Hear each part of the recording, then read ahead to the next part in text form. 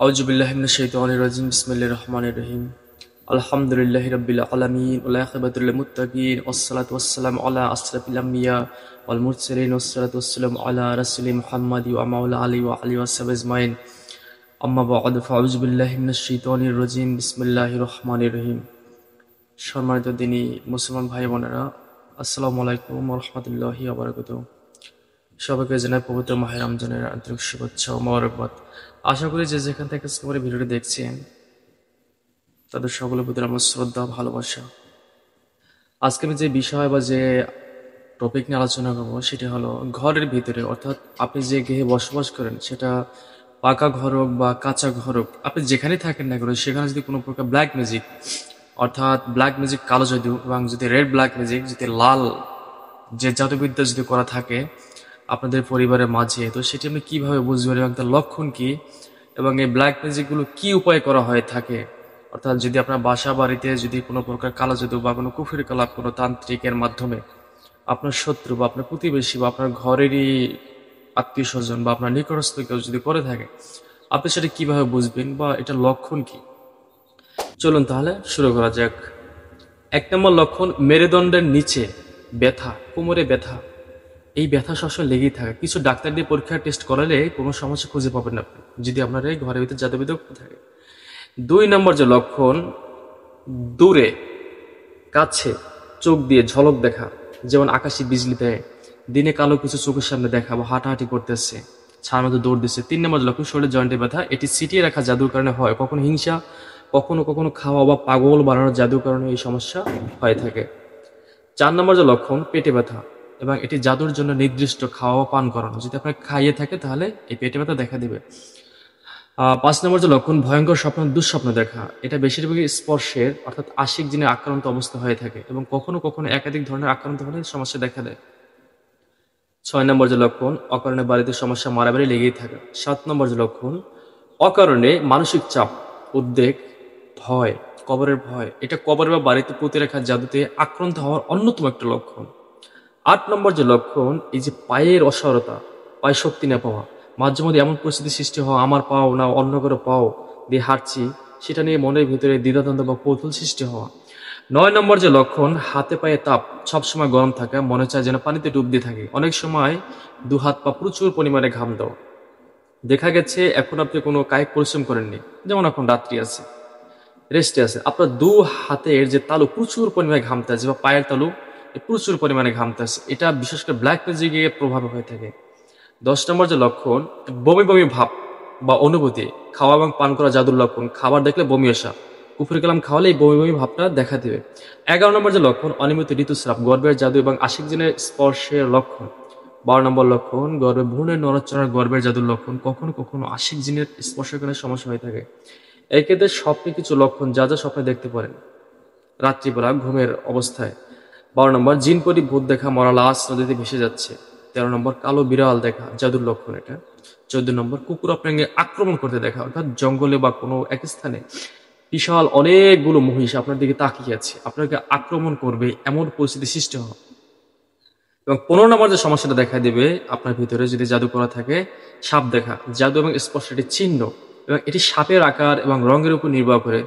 যদি এটি কালো হয় এই সাপটা, তবে এটা ইহুদি জিন থেকে, আর যদি এটা হলুদ বর্ণের হয় বা হলুদ রঙের হয় জিনগুলো, এটি খ্রিস্টান জিনদের কাছ থেকে। 16 নম্বর লক্ষণ, ঘন ঘন কবরস্থান, শ্মশান, মৃত্যুদের দেখা, রয় সেটি কবরস্থানে সমাহিত করা জাদু, অর্থাৎ যে জাদু কবরস্থান রাখছে। এই স্বপ্নগুলো একজন ভক্তিবিদ তখনই দেখে যখন কোনো কালো জাদুকর তার নামে জাদুবিদ্যা কোনো কবরস্থানে বা শ্মশানে তার নামে পুঁতে রাখে। 17 নম্বর লক্ষণ, সমাবেশের স্বপ্ন দেখা, প্রায় সে একটি বেবিচারী জিনের উপস্থিতি নির্দেশ করে, প্রেমিক নয়, অন্য কাপড়ের সাথে মেলামেশার জন্য জোর জবরদস্তি করতে আছে। 18 নম্বর যে লক্ষণ, ঘরে এবং কাপড়ে পিঁপড়ের উপস্থিতি, অর্থাৎ আলমারি, শোকেস, ওয়ার্ড্রোবে প্রচুর পরিমাণে পিঁপড়ের উপস্থিতি।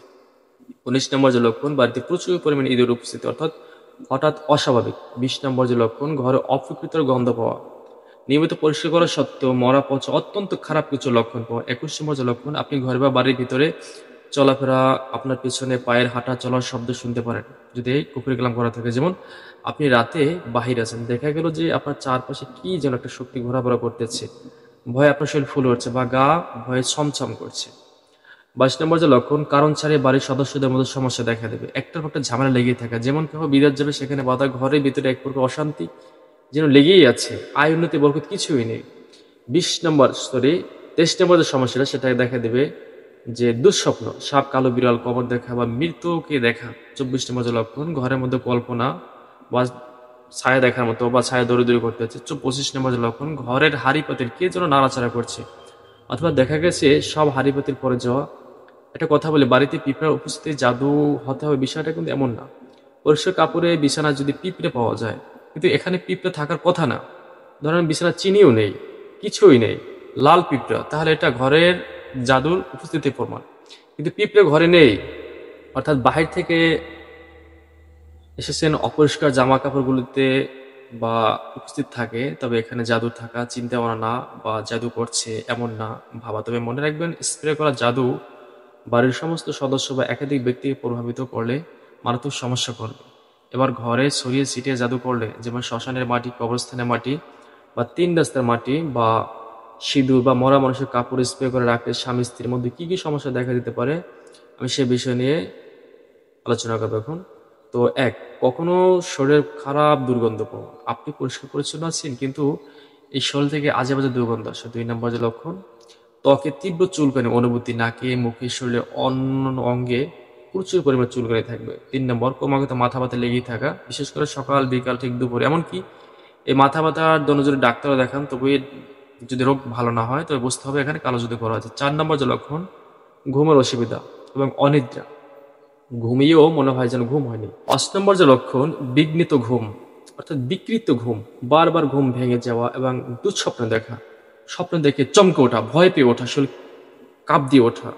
6 নম্বর যে লক্ষণ, দুর্বলতা অনুভব করা, নিজেকে অনেক দুর্বল ভাবা, যে আমাকে দিয়ে কিছুই হবে না, বারবার মনের দিক থেকে ভেঙে পড়া, মনে সব সময় সব কাজে বাধা আসা, কখনো কারণ ছাড়া উচ্চস্বরে কথা বলা, চিৎপাক করা। 7 নম্বর যে লক্ষণ, বাড়িতে স্বামী স্ত্রীর সম্পর্কের মধ্যে টান পড়েন, বিশেষ করে ঘনিষ্ঠতা, মিল, মহব্বত ভেঙে টুকরো টুকরো হয়ে যাবে। 8 নম্বর যে লক্ষণ, কখনো কখনো স্বামী স্ত্রীকে, কখনো কখনো স্ত্রী স্বামীকে এক পক্ষের দ্বারা ব্যভিচারের অন্য কারোর সাথে সম্পর্ক আছে এটা নিয়ে সন্দেহ করা। 9 নম্বর যে লক্ষণ, বিনা কারণে স্বামী স্ত্রী একজন অপরজনকে অপমান করা, প্রচন্ড রাগ দেখানো, মাথা ঘোরানো, অকারণে কেউ কারো ছায়া দেখতে না পারা। 10 নম্বর যে লক্ষণ, স্বামী স্ত্রী একে অপরকে অনুভূতি ছাড়াই, রাগ ছাড়াই অপমান করা, মারধর করা। 11 নম্বর যে লক্ষণ, স্বামী স্ত্রী একে অপরের ক্ষমা না করা, ভিন্ন অজুহাত তৈরি করে, ঝগড়া সৃষ্টি করে বউকে তালাক দেবে, এমন মারাত্মক জঘন্য কথাবার্তা বলা, অর্থাৎ স্ত্রীও অথবা স্বামীকে তালাক দেবে। 12 নম্বর যে লক্ষণ, পায়ে বা পায়ের তালুতে প্রচন্ড ব্যথা এবং ব্যথার জায়গায় ঠান্ডা বা গরম অনুভব করা। 13 নম্বর যে লক্ষণ, আপনারা দেখতে পাবেন পায়ের উরুতে বা পায়ের কিছু অংশে সবুজ নীল কালো দাগ দেখা যায় বা এরকম কিছু দেখা যাবে। 14 নম্বর যে লক্ষণ, কখনো কখনো পায়ে একটি শক্তিশালী স্পন্দন বা ঝাঁকুনি, শিরশির ভাব লক্ষ্য করা, এরকমটা অনুভব করতে পারবেন। 15 নম্বর যে লক্ষণ, অতিরিক্ত রাগে চোখ লাল হয়ে যাওয়া। 16 নম্বর যে লক্ষণ, আপনারা দেখতে পাবেন ঘুমে বিরক্তিকর স্বপ্ন দেখা এবং জেগে নিজের মাঝে একজন ভয় কাজ করা, এই লক্ষণটা দেখা দেবে। 17 নম্বর যে লক্ষণ, বাড়ির বাইরে, কর্মক্ষেত্রের বাইরে মানসিক আরাম পাওয়া, ঘরে আসলে মাথা গরম হয়ে যাওয়া। 18 নম্বর যে লক্ষণ, ঘরে এবং ঘরের বাইরে হাঁটা চলার সময় পায়ের তালুতে সুইয়ের মতো বিধে এবং প্রচুর ব্যথা করে। তো এই যে জাদুগুলো, এটা যখন কোনো একটা নির্দিষ্ট ব্যক্তি করা হয় এবং এই জাদু যতদিন থাকবে, ওই মানুষটার ভিতরে একের পর এক সমস্যা দেখা দিতেই থাকবে। ওই মানুষটা কোনো কাজে গিয়ে শান্তিতে থাকতে পারবে না, মাথা গরম করবে, তার ঘর বাড়ি ভালো লাগবে না। আপনি যদি সবকিছু মিলিয়ে মনে করেন যে আপনার এই যে লক্ষণগুলো বলছি যাদের সমস্যা আছে, তাহলে কোনো জ্ঞান সম্পন্ন লোকদের মধ্য থেকে একজন, অর্থাৎ অভিজ্ঞ যিনি কামেল রাক্কি, তার স্বর্ণাপন্ন হয়ে কোরআন এবং নবীজের সুন্নত মোতাবেক সাহাবারা যেভাবে চিকিৎসা করছেন, তাবুক তাবেন যেভাবে চিকিৎসা করছেন, বা অলি আল্লাহরা যেভাবে চিকিৎসা করেন, তাদের স্বর্ণাপন্ন হয়ে, বা যারা কামেল ব্যক্তি, যাদের রুহানি শক্তি আছে, রুহানি শক্তিদের এগুলো মুখে বললে হয় না। সবাই বলে আমি রুহানি শক্তিদের, সবাই বলে আমি রুহানি শক্তিদের, আসলে এটা খুবই কম লোকের আছে রুহানি শক্তি।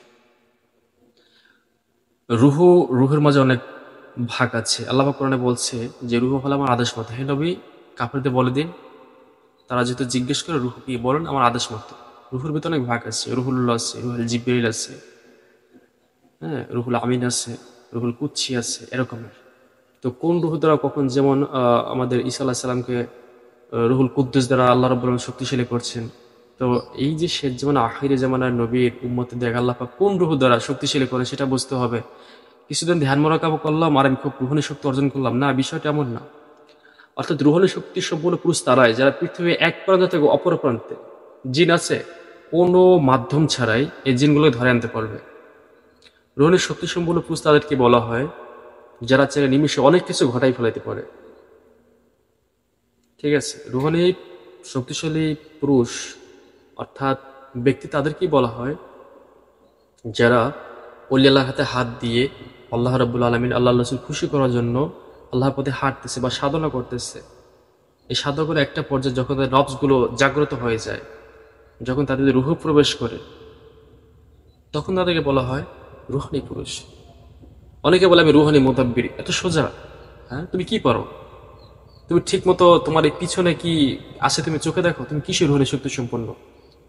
তো বন্ধুরা, যারা রুহানি শক্তি সম্পন্ন, বিশেষ করে যারা কামেল রাখি, কামেল অর্থে পূর্ণ, মোকামেল অর্থে পরিপূর্ণ যারা রাখি, রাখি এত কিছু দরকার নেই, যারা পরিপূর্ণ মানে চিকিৎসক, যারা এই জগতে বিচরণ করছে, যারা বুঝেন ভালো, যাদের কথাই অনেক কিছু হয়ে যায় চিকিৎসা ছাড়া, এমন শক্তিশালী পুরুষের শরণাপন্ন হয়ে আপনারা চিকিৎসা তদ্বির গ্রহণ করবেন।